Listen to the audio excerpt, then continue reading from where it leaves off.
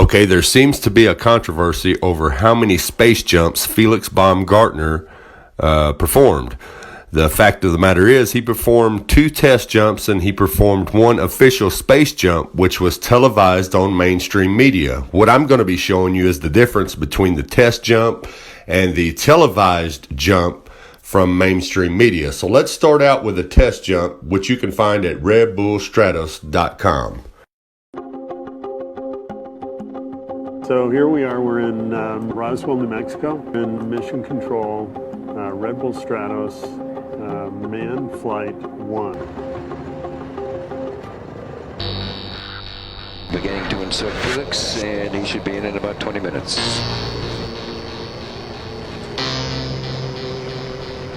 I had to work a lot to understand the system, understand engineering, and understand how the capsule works and the suit works and what's waiting up there.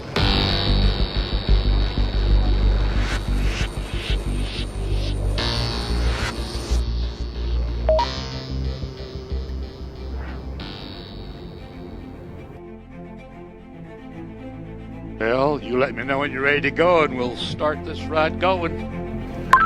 Godspeed, Felix. We're going to have fun on this one. Thank you, sir. I appreciate that.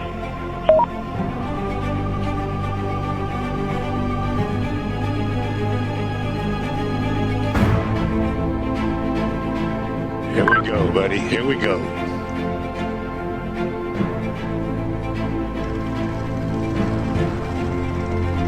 How about that, buddy? How about that? We're on our way, Felix.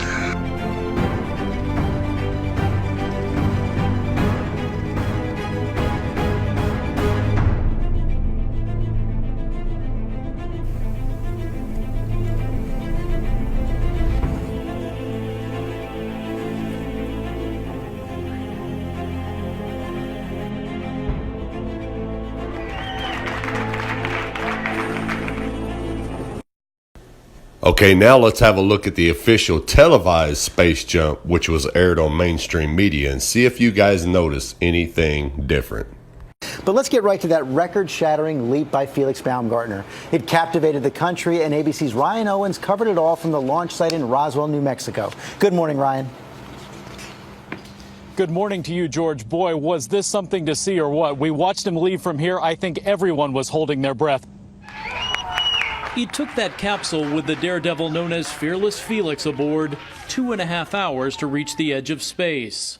Dangling from a 55-story balloon, the 43-year-old Austrian peacefully soared 24 miles above the New Mexico desert. That's 4 times higher than most passenger jets fly.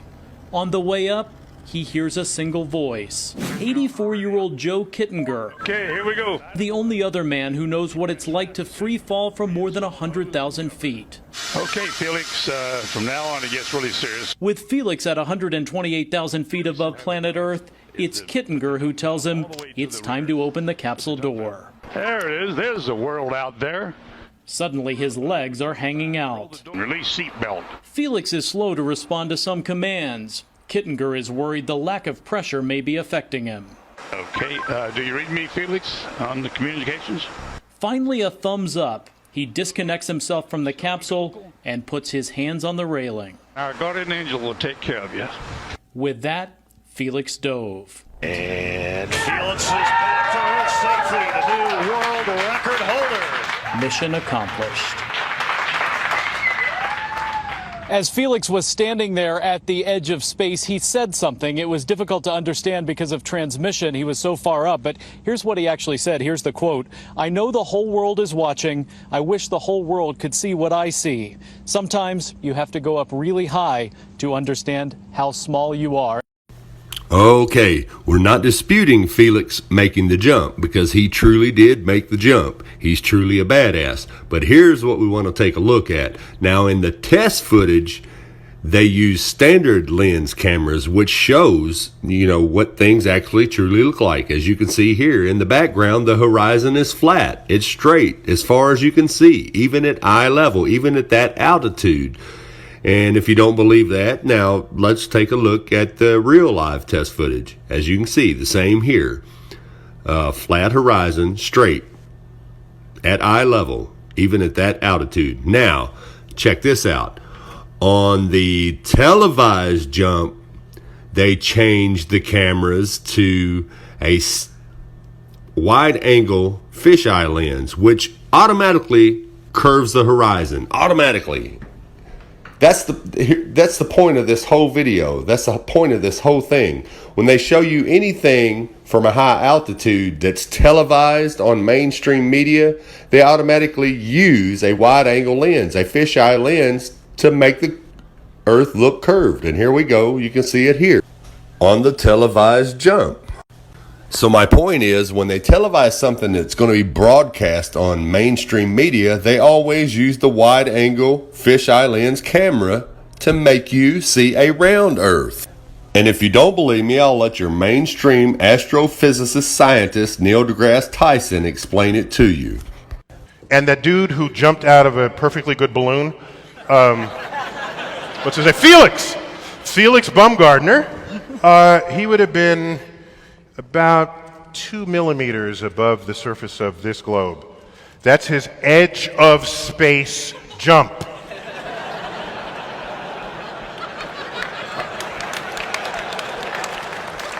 Now, you know, I don't. It's fine. He wants to. I don't have a problem if he does it, but the honesty of it would greatly diminish what I think people thought he was actually doing. And not only that, they made sure to photograph him standing there with a really wide-angle lens, which curves horizontal lines. Right. So in the photo, you see this curvature of Earth's surface, and he said, "Wow, he's in space. Look at that." No, he's not. That stuff is flat. And then I showed examples of wide-angle lenses curving horizontal. I tweeted that. You did. But I don't want to be a spoiled, curmudgeon or anything. I just wanted to put. I don't.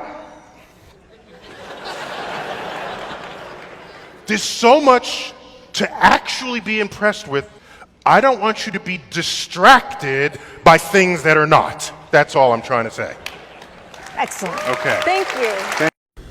Okay, so you just heard your own mainstream scientist tell you cannot see the curvature of the Earth from 128,000 feet. So all you globers that claim you've seen the curvature of the Earth from an airplane, which is 4 times lower in altitude, you just got made look stupid.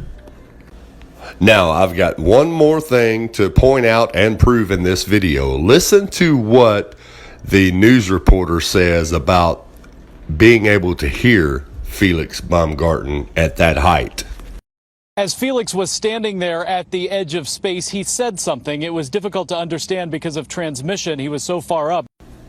Okay, the reporter stated it was difficult to understand transmission because he was so far up in 2012 at 128,000 feet. But yet, in 1969, 50 years ago, we could understand transmission from 238,000 miles away on the moon. It's one small step for man, one giant leap for mankind. Oh, that looks beautiful from radio. It has a stark beauty all its own. It's like much of the high desert of the United States.